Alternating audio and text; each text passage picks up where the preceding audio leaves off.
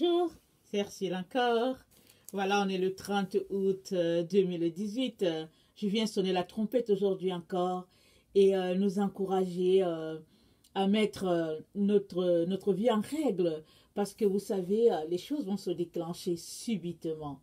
Alors, bon, ce qui est dommage, c'est que, bon, il y a plusieurs personnes qui seront pris dans la panique dans tout ça, mais la panique va certainement aider certains à retrouver leur chemin, à venir se bloquer dans les bras de Jésus. Mais pour éviter vraiment d'être paniqué, c'est mieux que tu mettes ta vie en règle, que tu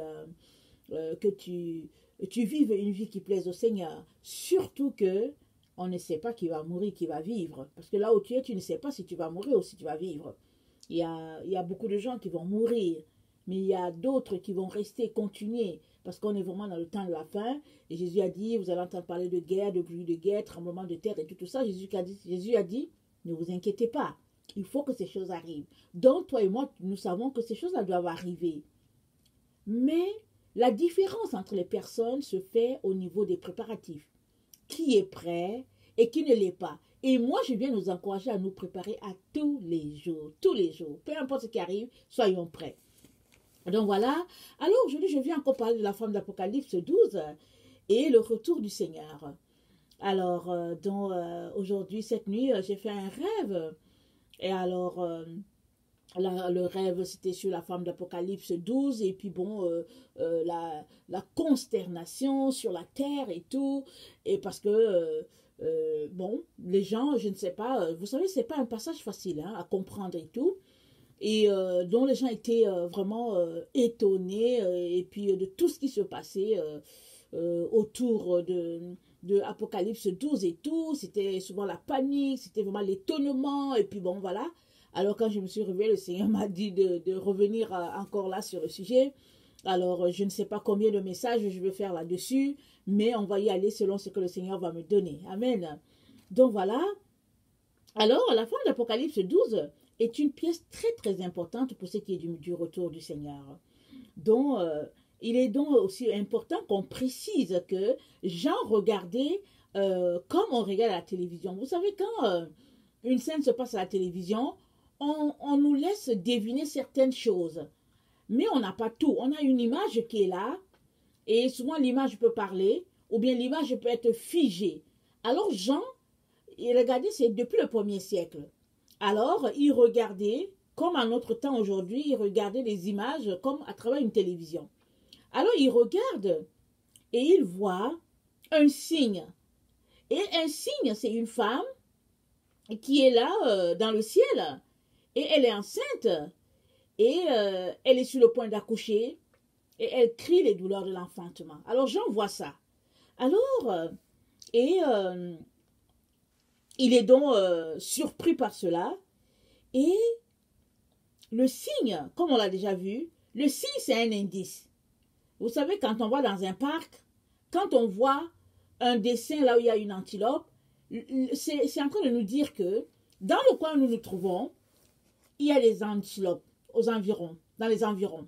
Soit on peut tomber sur une antilope, pardon, soit, en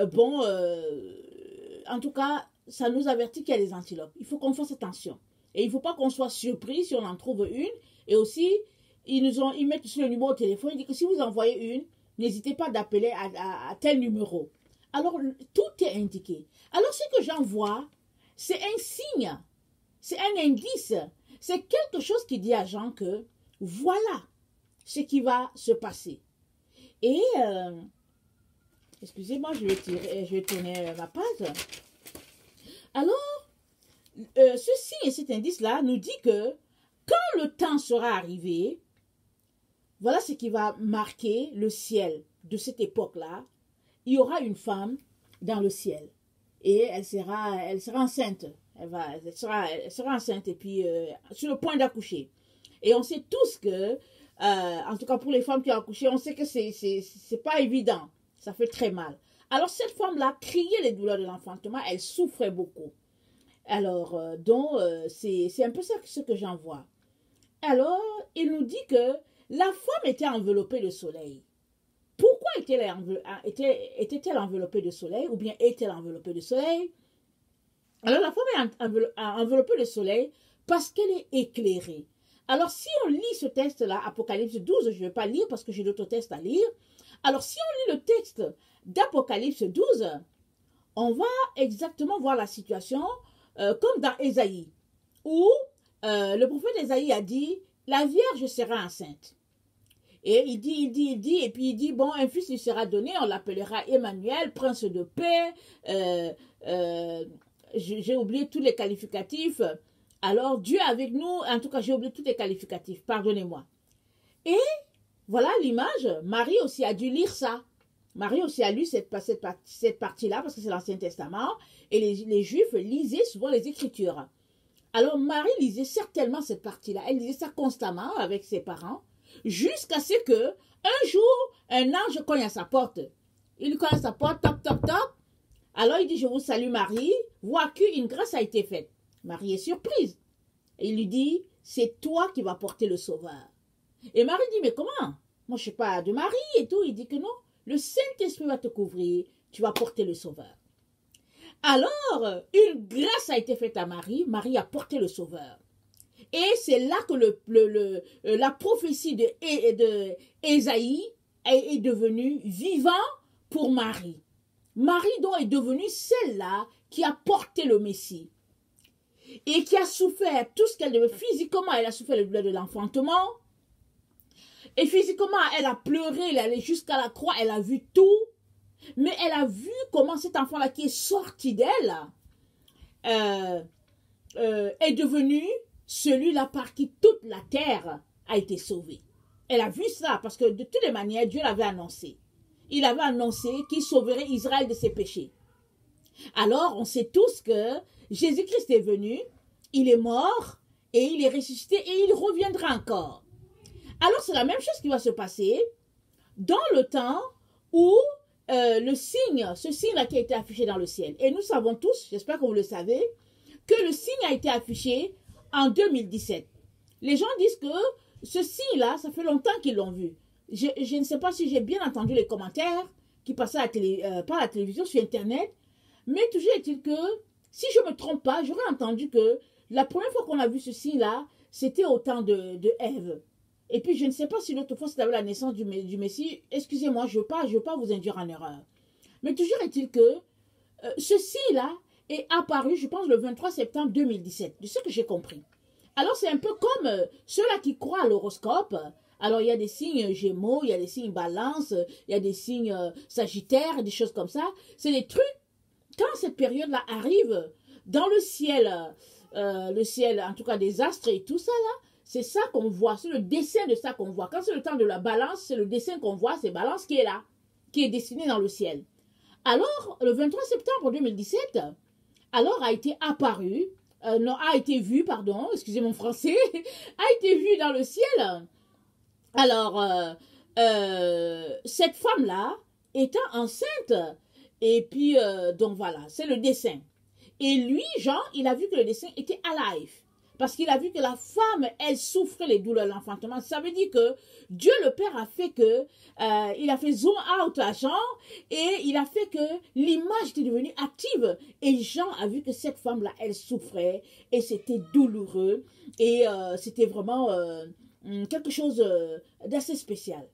Et tout de suite après, Jean, il voit une autre image. Alors, il voit une autre image qui est à côté et il voit l'image du dragon. Et j'aimerais donc qu'on s'arrête d'abord sur la femme. La femme que Jean voit dans le ciel. Et comme je viens de dire, le 23 septembre 2017, son image a été aperçue et nous sommes pleinement dans ce temps-là. Parce que cette femme-là, Jean nous dit qu'elle est complètement enveloppée du soleil. C'est que ce qui est arrivé à Marie, la mère de Jésus, va exactement arriver à cette femme-là. Je ne dis pas que c'est un ange qui va la visiter, mais cette femme-là est une vraie femme dans la vie. C'est une femme que Dieu va choisir ou que Dieu a déjà choisi. Et cette femme-là, elle sera éclairée, elle sera illuminée par le rôle qu'elle est appelée à jouer. Alors, soit c'est le Seigneur lui-même qui va la visiter, soit c'est un ange qui va la visiter, soit c'est le Saint-Esprit, l'ange va la visiter et puis le Saint-Esprit va la couvrir. Mais toujours est-il que il y a une femme que Dieu a désignée qui va jouer ce rôle-là. Elle va enfanter un fils. Et cette fois-ci, ce n'est pas un fils physique comme Jésus-Christ qui est venu.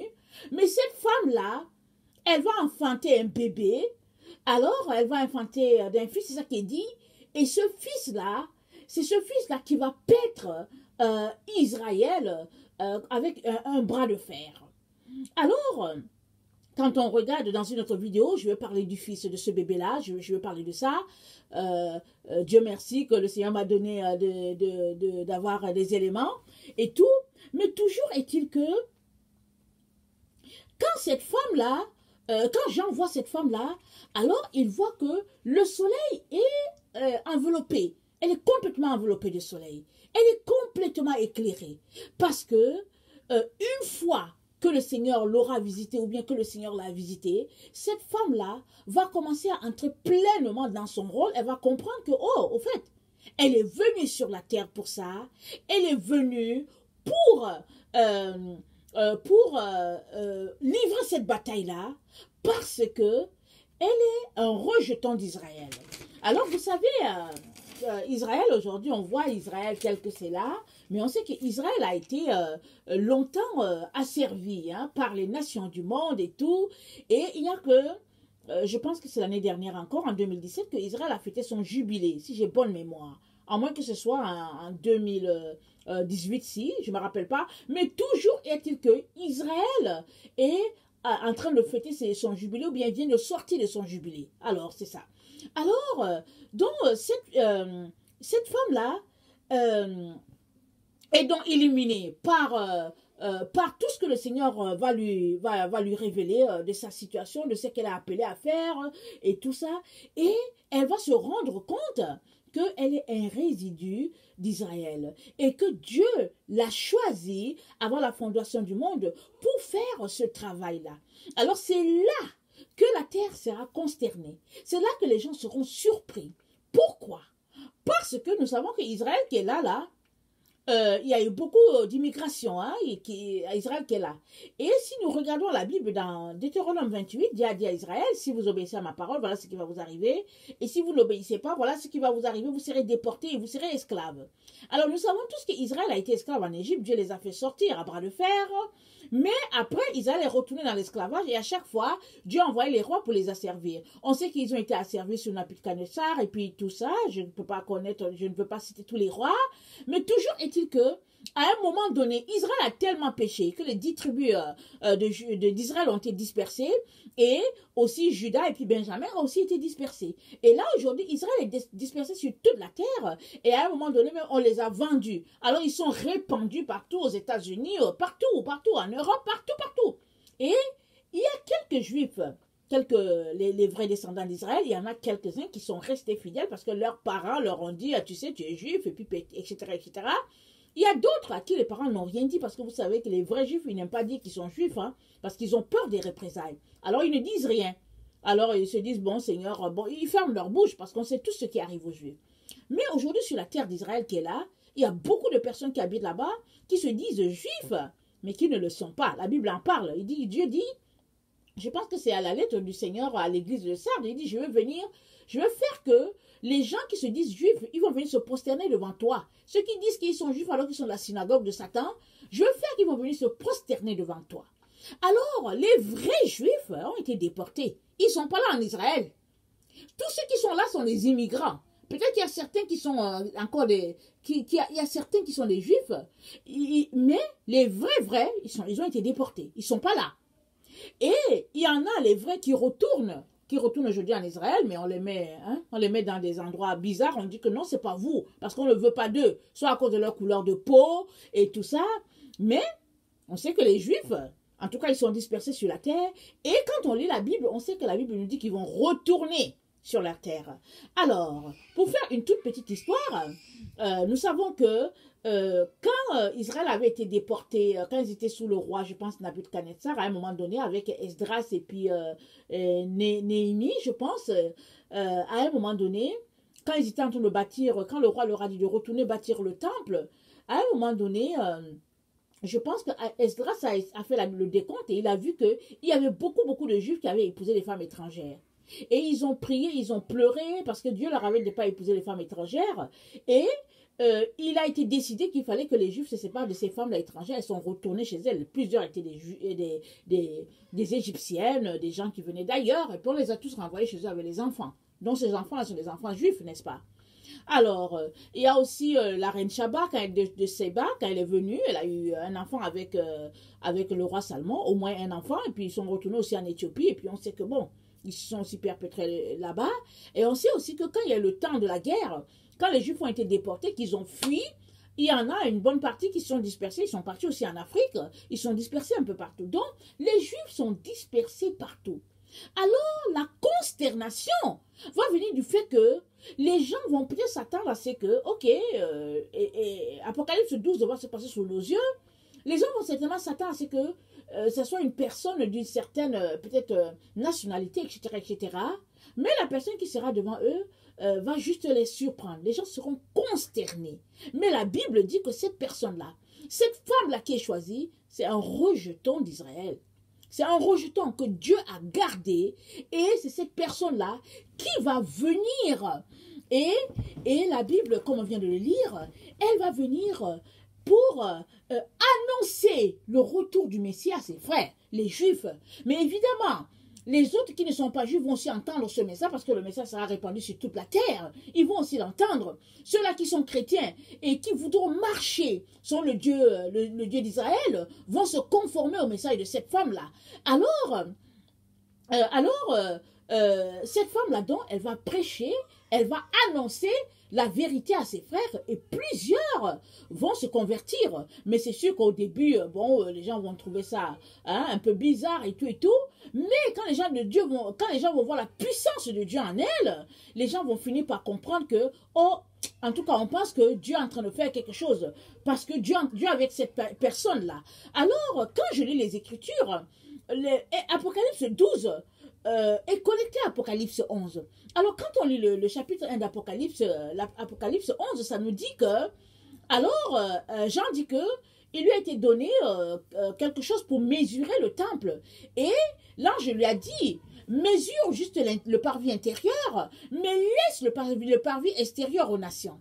Alors, au temps où cette femme-là va exercer son ministère, tous ceux-là qui, au fait, ne sont pas juifs de sang ou quelque chose, ils ne sont pas exclus. Mais toujours est-il que ce jour-là, à ce moment-là, à cette période-là, il est très important de vivre selon le Dieu d'Israël. Ce Dieu-là, c'est pourquoi c'est le parvis intérieur qui est mesuré et ce sera compté parce que c'est des mesures, c'est-à-dire que compte ce qui se passe là, regarde ce qui se passe là, prends note de ce qui se passe, assure-toi, c'est ça que l'ange est en train de dire, assure-toi que ce qui se passe dans le temple, c'est quelque chose de saint, c'est quelque chose de pur, selon ce que Dieu a dit, le Dieu d'Israël. Ça, c'est très important.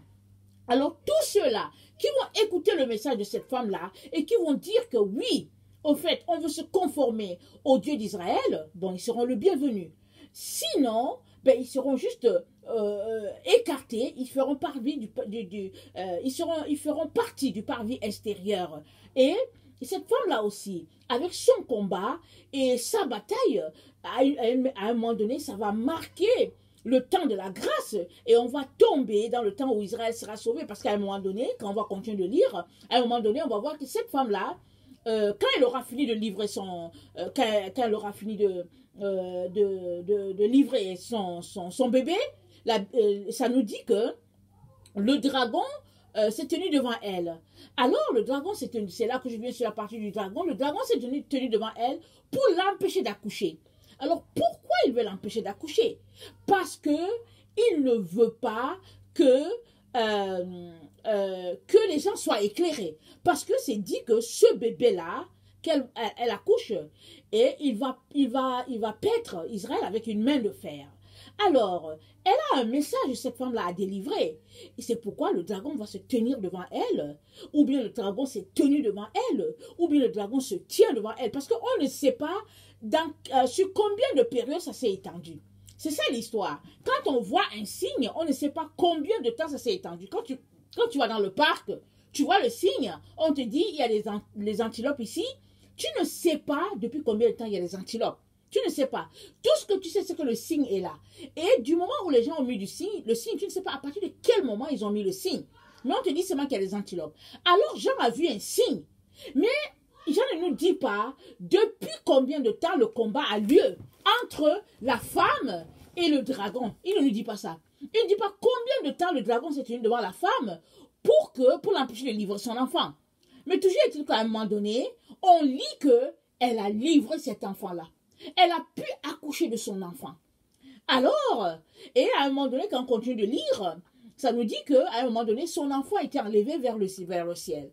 Et ça ne nous dit pas, est-ce que l'enfant a été enlevé vers le ciel quand il était bébé, quand il était adolescent, quand il était entre 0 et 10 ans ou bien 12 ans?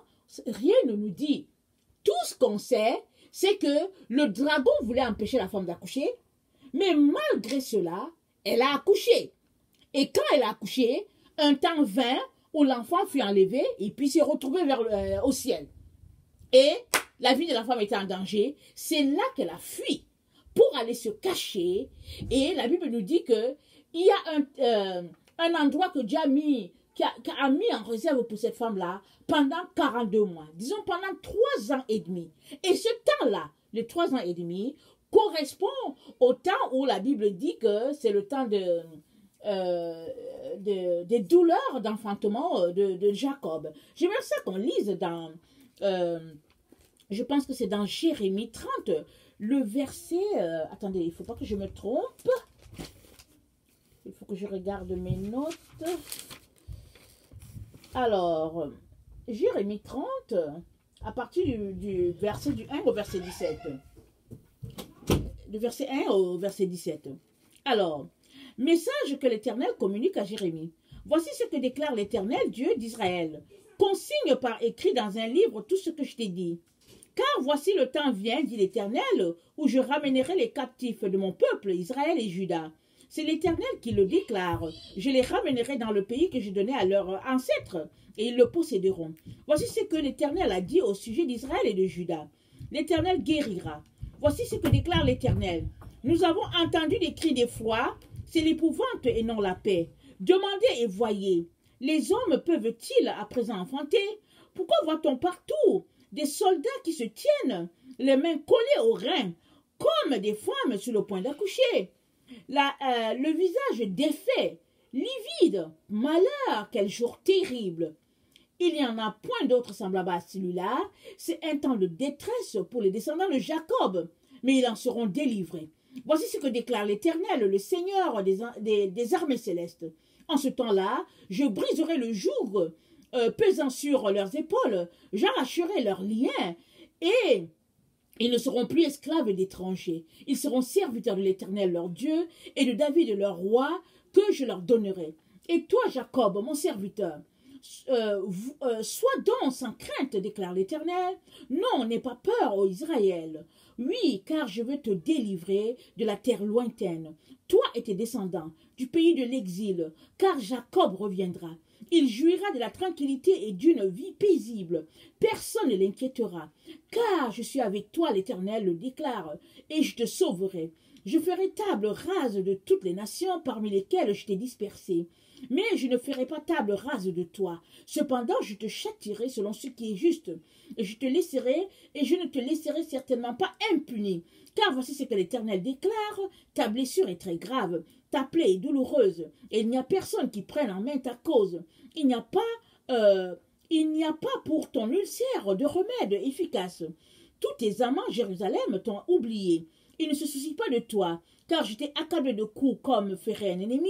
Je t'ai cruellement châtié, car ton crime est énorme et tes fautes nombreuses. Pourquoi te plains-tu donc de ta blessure, de ce que ta douleur soit si aiguë? Je te l'ai infligée. Je te l'ai infligée pour tes crimes énormes et tes fautes nombreuses, mais ceux qui te dévorent seront tous dévorés. Et tous tes oppresseurs s'en iront en exil.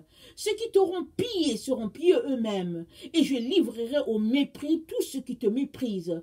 Car je ferai venir ta guérison, je soignerai tes plaies. L'Éternel le déclare, toi qu'on appelle rejeté, Sion dont nul ne se soucie. Voici ce que déclare l'Éternel. Moi, je vais restaurer les habitations de Jacob. J'aurai pitié de toutes tes demeures. La ville sera rebâtie sur ses décombres.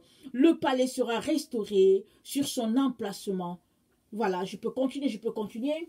Alors, pourquoi donc le dragon ne veut pas que cet enfant-là naisse? Parce qu'il ne veut pas que Israël soit restauré. Il ne veut pas du tout. Alors, il se tient là parce qu'il ne veut pas que cet enfant-là soit livré.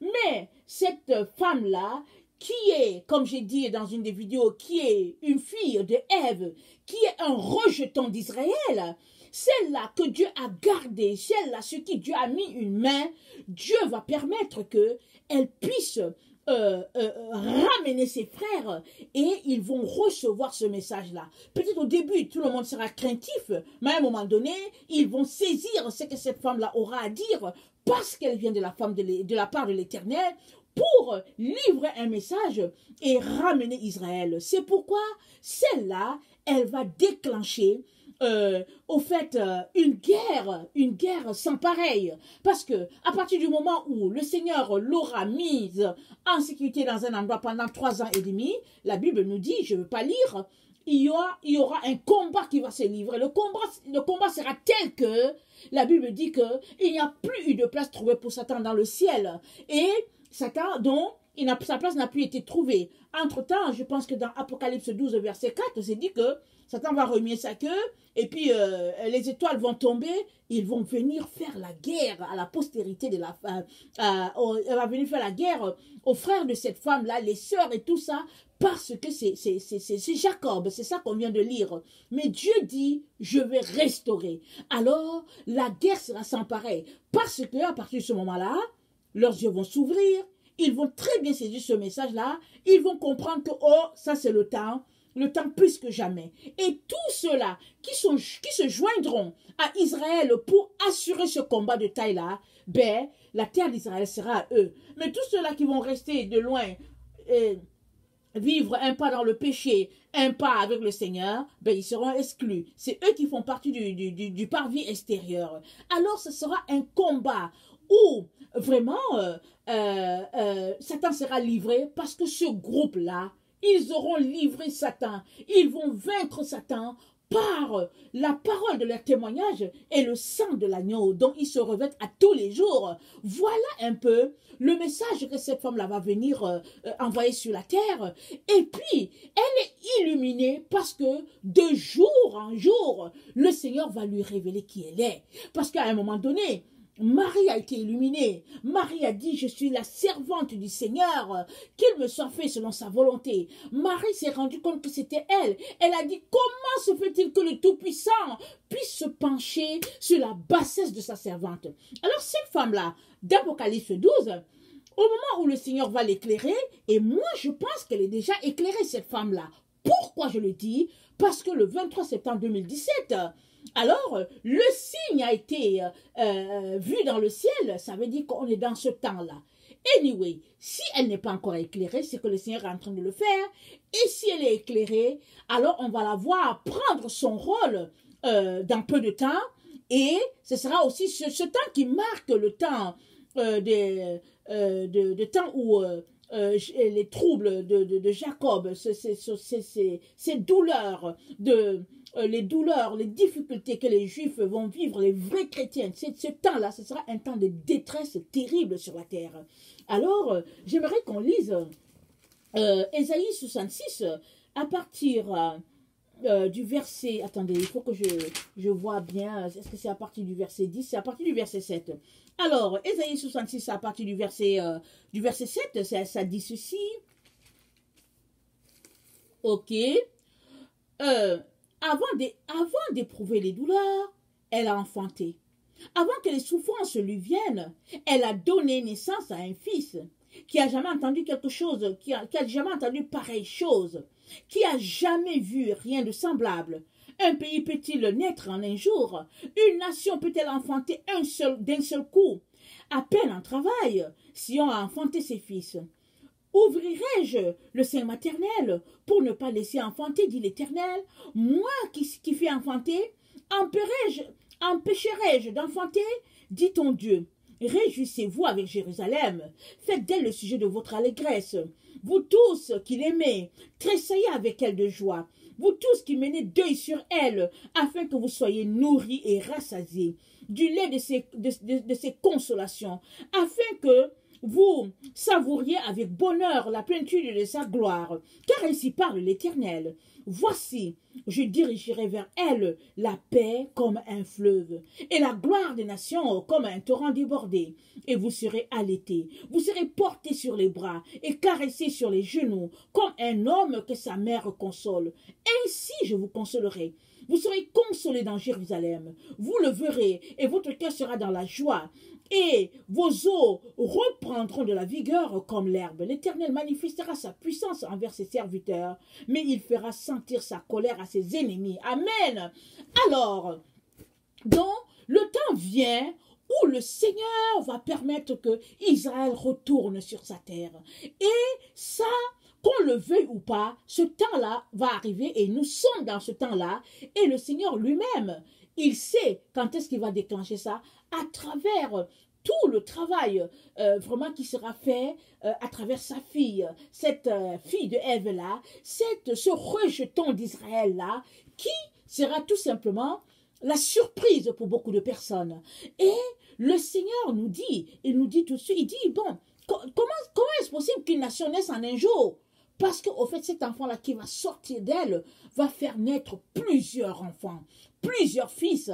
C'est pourquoi cet enfant-ci, parce qu'il y a beaucoup de gens qui ont pris ce passage-là, ils ont parlé de Israël qui est né, je pense, en 1948, et puis sur les papiers, c'était en 1947. Ils ont dit qu'il s'agit de cela. Mais j'aimerais ici dire une chose. Quand Dieu parle, il parle spirituel d'abord. Alors, quand Dieu dit quelque chose, c'est d'abord spirituel avant d'être physique. Alors ici, Dieu est en train de parler du fait que Israël, là, que lui-même a contribué à déporter, parce que, bon, il a dit, vous avez péché, allez. Il a vidé la terre de ses enfants chéris. Alors, Dieu lui-même va permettre que Israël soit à nouveau rempli. Et c'est pourquoi il dit aux gens, il dit que vous qui aimez Israël, réjouissez-vous. Parce que vous allez aussi boire le lait avec elle. Alors, nous savons tous que la nouvelle Jérusalem, elle va descendre du ciel et elle sera établie là. Nous savons tous que le millénium va se passer sur la terre pendant 1000 ans de paix. Ça va se passer là. Alors, mais avant que tout cela arrive, il y a un combat qui doit être livré. Alors, on n'a pas le choix. Le combat sera livré sur la terre. C'est pourquoi le Seigneur nous dit toujours, il nous dit de nous sanctifier. Il nous dit de nous purifier. Parce que ce n'est pas tous ceux-là qui voudront faire partie de cet Israël-là qui feront partie. Mais c'est tous ceux-là qui se seront tenus dans la vérité, dans la sainteté. Tous ceux-là qui vont dire, moi, j'embrasse le Dieu d'Israël, j'embrasse le Dieu du Nouveau Testament comme le Dieu de l'Ancien Testament. Nous savons tous qu'aujourd'hui, les chrétiens, bon, ils disent que bon, l'Ancien Testament, c'est passé, Nous savons tous qu'aujourd'hui, le monde est entré dans l'église, et puis les enfants de Dieu vivent comme ils l'entendent.